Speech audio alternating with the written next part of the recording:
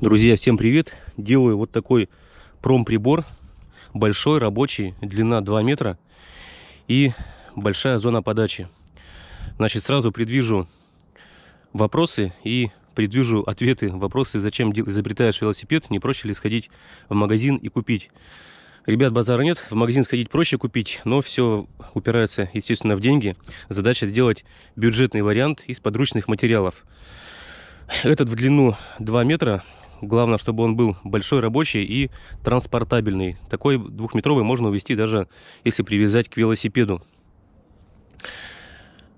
Значит, в магазин можно сходить купить, но этот большой будет стоить тысяч, наверное, 20 или 25. У меня есть маленький разведочный шлюзик. Вот он маленький, метровый. То есть по сравнению с этим большим, который я делаю, он раза в 2, даже в 2,5 меньше. Видите, насколько меньше. И рабочая зона очень маленькая. Потому он разведочный, что на нем нужно аккуратно работать, медленно. Ну, вы все знаете. То есть сначала нужно через сито отфильтровать, крупную фракцию камня убрать. И потом медленно, потихонечку подавать маленькими порциями, маленькими дозами. То есть, чтобы не заиливалось и не забивались ячейки. Если медленно делаешь, если делаешь, вернее, большой уклон, чтобы не заиливалось, то все смывается. И, естественно, могут быть потери. И золото тоже сойдет. Если делаешь маленький уклон, то все заиливается, забивается песком, поэтому, чтобы не забивалось, приходится по чуть-чуть маленькими дозами подавать, чуть ли не детским совочком, чтобы все промывалось. Это очень медленно, очень долго, поэтому я делаю большой. В общем, доски можно любые сделать, какие есть. У меня были 2,30 в длину, сделал 2,30 или 2,20, не помню. Рабочая зона 2 метра, а все вместе 2,30, вместе с зоной подачи. В основании я положил обычный ковер, ненужный. Палас, так называемый, из дома, тоже выкинули его. Значит, у меня получается 2 вопроса по этому прибору. Первый вопрос: пойдет ли для основания палас? Ну, я думаю, что пойдет, потому что раньше в древние времена вообще использовали шкуры животных и не заморачивались. Ну, потому что у них выбора другого не было.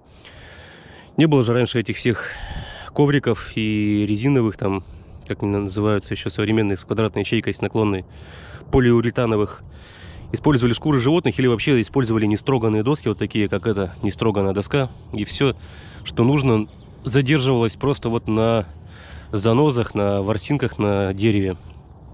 Ну а тут современный ковер, 21 век, как бы ворс есть. Среди этого ворса тоже будут какие-то задержки происходить, улавливания.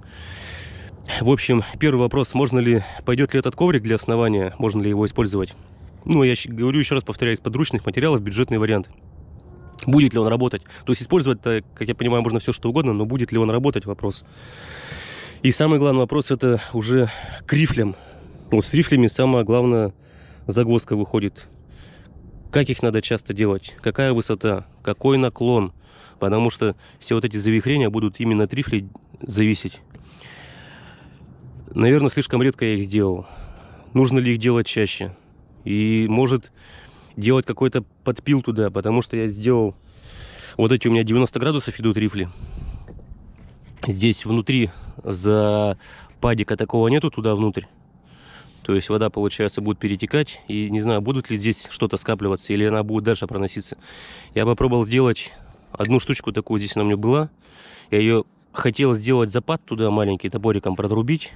Но я пока рубил топориком, я вообще эту штучку сломал. Сломал штучку эту деревянную. Как бы западик получился небольшой. Но нюанс возникает следующий. Вот если сделать... Сейчас я поверну. Если сделать этот западик, туда, получается, заход есть, то ее прикрутить не могу. Она, получается, ворочается, перекручивается и не фиксируется. Ее просто со временем, течением перевернет в эту сторону, и она перестанет работать. То есть именно 90 градусов прикручиваться хорошо. А вот с западиком, с таким, с формочкой с такой, уже не прикручивается. Она перекатывается. Не закрепляется, так сказать. То есть вопрос, из чего сделать рифли. Есть у кого-то уже идеи, наметки, подсказки. И как часто их надо делать. Может, их надо вообще вот через такое расстояние делать как можно чаще. Потому что у меня сделано вот через такое расстояние. Хотел еще колесо сделать. Колесо-то лежит, вот оно. Думал из колеса выпилить, потому что у него есть вот такие закругления в колесе. Хотел из колеса напилить, рифли наделать. Тоже как бы бесплатно, можно на свалке насобирать. напилил. Вроде закругление есть. Такое небольшое. Можно еще из колес наделать сюда, наставить. Но как-то оно, я посмотрел, оно не особо наклон получается. Она как-то плоско прижимается. Короче, тоже не вариант. Жду, ребята, ваши комментарии и подсказки. Спасибо.